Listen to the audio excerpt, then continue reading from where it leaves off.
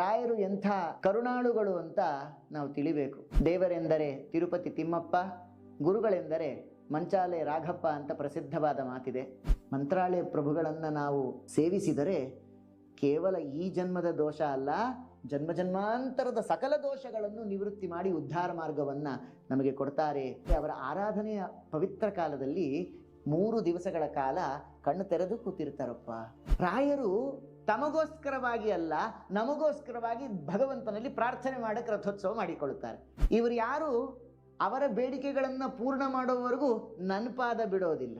ಆದ್ದರಿಂದ ಇವರೆಲ್ಲರ ಬೇಡಿಕೆಗಳನ್ನು ಪೂರ್ಣ ಮಾಡುವವರೆಗೂ ನಾನು ನಿನ್ನ ಪಾದ ಬಿಡೋದಿಲ್ಲ ಅಂತ ರಥವನ್ನೇರಿದ ರಾಘವೇಂದ್ರ.